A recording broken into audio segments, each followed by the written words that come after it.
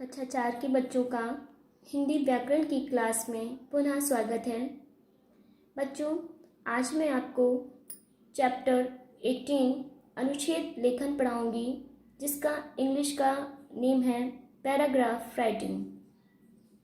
तो बच्चों, अनुच्छेद लेखन क्या होता है, कोई जानता है? चलिए, किसी को नहीं पता तो मैं बताती हूँ आपको। बच्चों देखिए, अनुच्छेद क्या होता है, जैसे कि आपस में एक दूसरे से संबंधित वाक्यों का एक समूह जिसमें किसी बड़े विषय के एक भाग या उपभाग का वर्णन किया जाता है, उसे अनुच्छेद लेखन कहते हैं। एक बार पुनः बताऊंगी। आपस में एक दूसरे से संबंधित वाक्यों का एक समूह जिसमें किसी बड़े विषय के एक भाग या उपभाग का वर्णन किया जाता है, तो उसे अनुच्छेद कहते हैं। और भी बताना चाहूंगी अनुच्छेद के बारे में। देखिए बच्चों, जब हम किसी विषय पर अपने भाव और विचारों को अनेक प्रकार से प्रकट करते हैं, ठीक है, कोई आपको विषय दे दिया गया, जैसे कि आपको कोई एक नाम दे दिया गया कि इस पे आपको अनुच्छेद करना है, ठीक है, तो आप उसको अनेक प्रकार से प्रकट करते हैं। कुछ बच्चे जो क्या करते हैं, जैसे कि विस्तार माने बहुत लंबा बोल देते हैं, कुछ बच्चे उसी बात को संक्षेप में बोल देते हैं, कुछ लोग हाँ हूँ ना नहीं आदि कहकर तथा कभी सिर अथवा हाथ आदि लाकर इसका वर्णन कर देते हैं।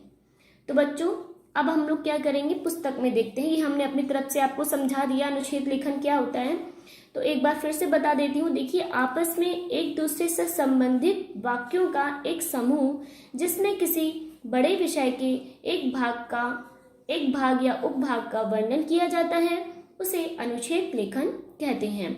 दूसरा है, जब हम किसी विषय पर अपने भाव और विचारों को अनेक प्रकार से प्रकट करते हैं, जैसे कभी विस्तार से, कभी संक्षेप में, कभी हाँ हूँ ना नहीं आदि कहकर तथा कभी सिर अथवा हाथ लाकर हम उसका वर्णन करते हैं, उसे अनुच्छेद लेखन कहा जाता है।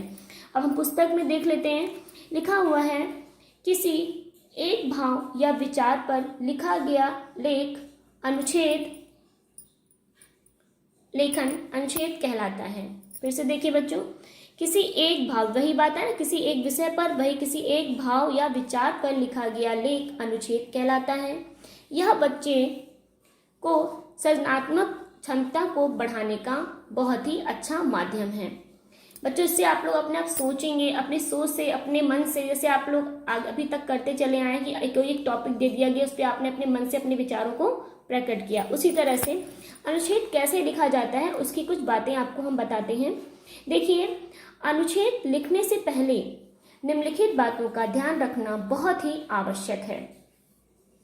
देखिए, पहला क्या है, दिए गए विषय पर मन में विचार करना चाहिए। जैसे मैंने आपको कोई एक दिया, मेरा गांव, आपने गांव के विषय में एक जो है इस पे अनुच्छेद लिख दीजिए पैराग्राफ में, ठीक है।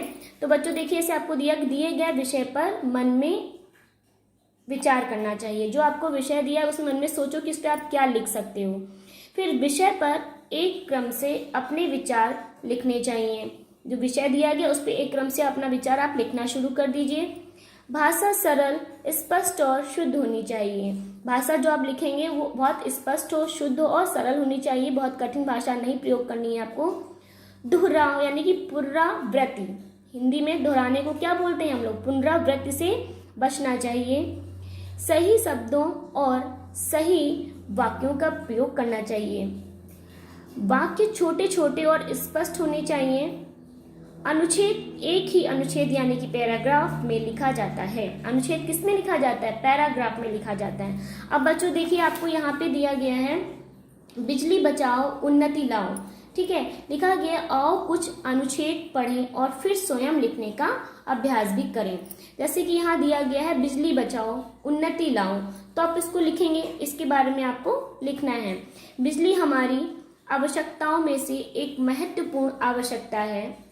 जैसे कि लाइट चली जाती है तो सब जगह अंधकार ही छा जाता है। यह हमारे जीवन का महत्वपूर्ण अंग है। यह हमारे जीवन में प्रतिदिन प्रयोग में लाई जाती है। बिजली हमारे घर को प्रकाशमान करती है। बिजली होने पर भी हम fridge, washing machine, press, AC, पंखा, कूलर, टीवी आदि का प्रयोग कर सकते हैं। सही बात है बच्चों, अगर लाइट बिजली नहीं होगी तो ये सब चीज़ें बिना बिजली के व्यर्थ हैं, खराब है, तो ऐसी बंद पड़ी रहेंगी। बिजली का बहुत ही महत्वपूर्ण अंग है हमारे जीवन में।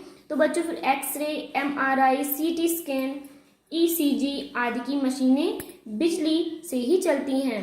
मोबाइल भी बिजली से ही चार्ज होते हैं। खेतों में बिजली की सहायता से ट्यूबवेलों में से सिंचाई की जाती है।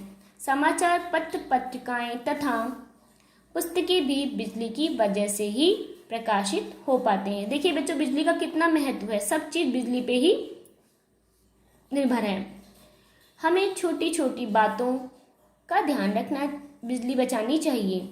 जैसे कमरे से बाहर निकलते समय, तो बच्चों आपको स्कूल में भी बताया जाता है कि जब तक आप उस जगह पे बैठे हैं उस पंखे का यूज करिए, अगर आप उस जगह पे नहीं हैं, वहां से बाहर निकल रहे हैं, तो उस पंखे को बंद कर दीजिए। तो जैसे कि आप कमरे से बाहर निकल रहे हैं तो लाइट, पंखा, एसी, टीवी आदि सब क्या है, बंद कर देने चाहिए। जब और जितनी जरूरत हो उतनी ही बिजली का प्रयोग करना चाहिए। एलईडी लाइट्स का प्रयोग करें तथा फ्रिज खुला ना छोड़ें। बिजली बचाने का अनेक प्रकार से लाभ होंगे और हमारा देश उन्नति कर पाएगा।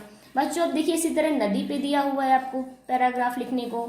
मैंने एक सपना देखा कि, फिर देखिए मेरी प्रिय ऋतु, अपनी सहेली के बारे में, जब मैंने पहली बार साइकिल चलाई। ठीक है, तो बच्चों इसी तरह से आपको क्या करना है, अनुच्छेद लेखन करना है। कोई एक टॉपिक आपको दे दिया जाएगा। देखिए जैसे दिया है, यदि मैं देश का प्रधानमंत्री होता। ठीक है, तो इसको पढ़ लेते हैं। क्या है, जीवन में सभी का एक सपना होता है। सपने हमें आगे बढ़ने की प्रेरणा देते हैं। मेरा भी एक सपना है कि मैं देश का प्रधानमंत्री बनूं। आज हमारा देश अनेक समस्याओं से घिरा हुआ है। मैं प्रधानमंत्री बनकर देश की इन समस्याओं को दूर करने का प्रयास करूंगा।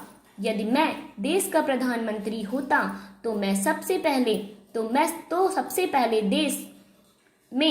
देश से भ्रष्टाचार को समाप्त करता। सभी के लिए शिक्षा के दरवाजे खुले होते तथा सभी सुविधाएं उपलब्ध होती।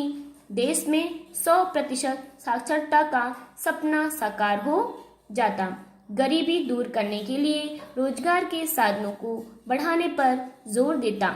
सभी में स्वच्छ जल एवं बिजली उपलब्ध होती।